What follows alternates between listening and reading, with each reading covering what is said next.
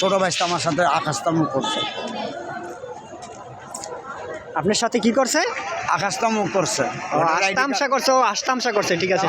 অনেক গালাগালি করছে। আচ্ছা, আমি শহর অঞ্চলে থাকি, যদি তার জন্য ক্ষতি করার চেষ্টা করতাম, তারাই তো আমার দ্বারা চলছে, খাওয়াইছি দাওয়াইছি যাই কিছু হয়েছে। আমি কিন্তু সনাতন ধর্মের ছেলে। আচ্ছা আচ্ছা, আমরা আচ্ছা আচ্ছা আচ্ছা, আপনার ওই ইতে ওই যে কি যে একটা দেখা যায়, ওটা কি? ওটা একটু দর্শকের একটু বলতে পারেন? হাতে এইটা আমি সবসময় চালাই, মনটারে মানে ফ্রেশ রাখি। এই যে দর্শক এরা আসছে দেখার জন্য। রেডিও হয় না, হ্যাঁ, এই রেডিও নিয়ে আমি সবসময় চলি। এটা নিয়ে সবসময় চলেন।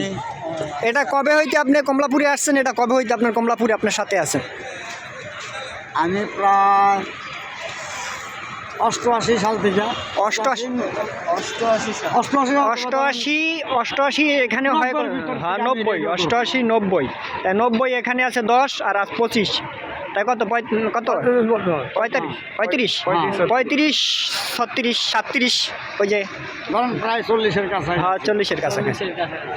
আমি এটা কত 40-এর কাছাকাছি। 40-এর কাছাকাছি বলছেন।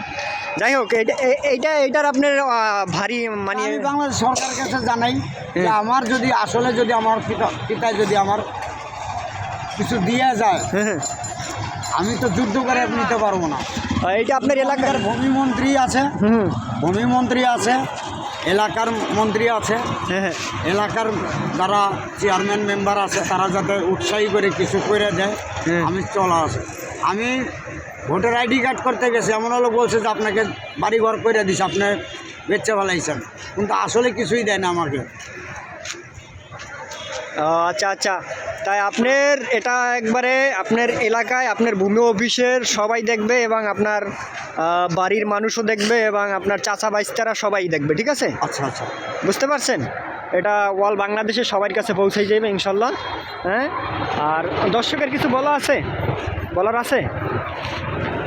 আছে আপনাদের কিছু? কেউ কিছু বলার নাই। আপনার বক্তব্য এখানে পাইবা না পাই, এখানেই আমি শেষ করলাম। নাটোর ভিতরে আমার মামার হলো বড় প্রভাবশালী। ঠিক আছে, আপনাকে অনেক অনেক ধন্যবাদ।